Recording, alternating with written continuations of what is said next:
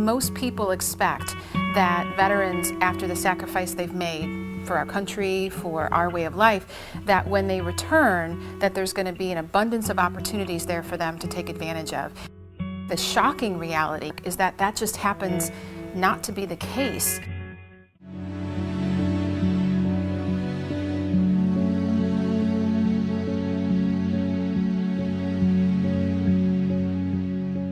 Veterans lead the nation in homelessness, depression, substance abuse, suicides, and we're right up there in joblessness as well. And after having spent 38 years knowing those youngsters while they served in uniform, that statement was a real kick in the gut to understand what that meant. For a significant percentage of our returning veterans, I think that most of us blissfully are unaware of the real cost of fighting for our freedom, and that cost is borne most heavily by the soldiers that are returning.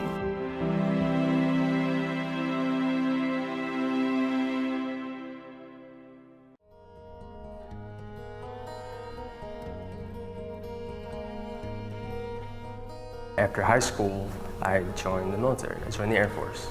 I went to Iraq five months out of basic training. I had to learn trial by fire, I guess. It was an experience, not necessarily a pleasant one. We got mortared about 3 or 4 times a day. We had to worry about sniper fire in certain areas of the base. I'm not gonna lie, I was scared. In the first 2 weeks there, I couldn't sleep. After a couple weeks, you know, it either hits you or it doesn't. You gotta put your faith in God and just hope that it doesn't happen.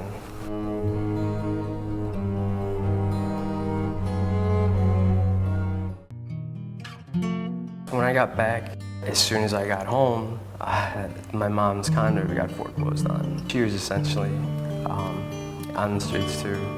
It was a nightmare, to be honest. Sometimes I couldn't sleep. Like I had insomnia. I would wake up sweating. I went to a vet center and they said that I had PTSD and generalized anxiety disorder. I was bouncing around for about 2 years, different people's homes. You know, first family, then friends. Then I lived in my car for like the entire winter.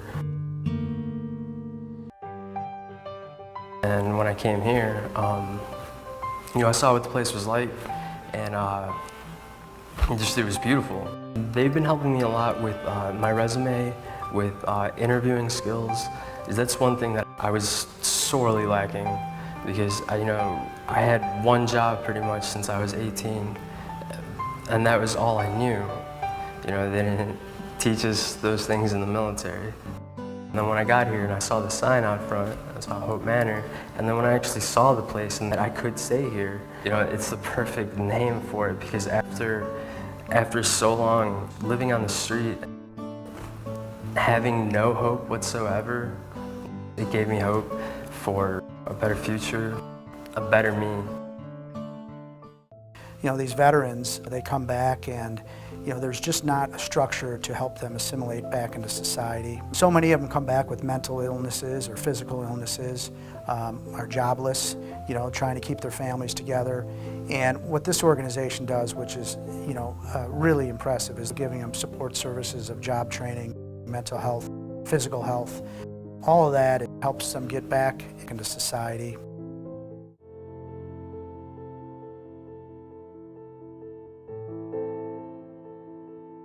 When we got out, they told us nothing. They gave me my physical and a plane ticket home. We kind of just got lost in the shuffle. It's harder than most people think to transition from military life back to a civilian lifestyle. And then it just kind of got overwhelming. Being in the shelter had us both very depressed.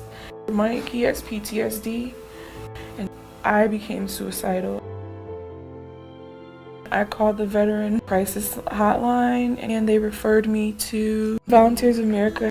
They brought supplies for the kids. All the way to Elgin. From here. They brought food baskets and everything because my kids were staying with my mom and we were in the shelter. They gave us a wealth of knowledge in one day. It was just like so much to take in. Like, you qualify for this. I just think we would have still been homeless, and it was starting to drain on our marriage and just everything. So it's been a blessing. Hope Manor 2, it's designed for family members of military veterans. And when you take that with the amount of women that are serving our country today and that are getting out of the military and the challenges that they see transitioning to the private sector, you can see where Hope Manor 2 would really be timely in terms of its introduction to this area.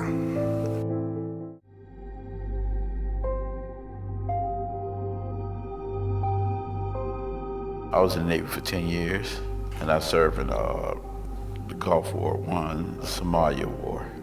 But back in the time when I was in the Navy, I was mess specialist. I was a chef cook. That's where I learned all my skills from. I was caught up in the downsizing, so I had to get prepared for civilian life. And I was back in 1995, and they had us go to a class for a few days, how to prepare yourself for the outside. And I was like, how can you prepare what you did in 10 years all into a few days? So it was hard for me to adapt to it, so I didn't know what I was going to do. So I had to put out a lot of application resumes, and I had to learn how to do a resume, because I didn't have to. I was in the military. I'm disabled due to blindness and kidney disease. And I had no income, and when I was at the VA hospital, I was told about the project Hope Manor. So I applied for Hope Manor, and here I am. Volunteers America, like I say, it did nothing but great things for me and opened the doors for me as well as others. It's something that you say, hey, I fought for my country, and it's something I will never take back, and I'm proud to be a veteran. And when people come and say thank you, thanks for serving, it just makes you feel good as a human being. There's a lot of talk about veterans today, and they're primarily talking about veterans who have served recently. But what the needs are for an individual who was just in the military is going to be very different from an individual who served 15, 20 years ago.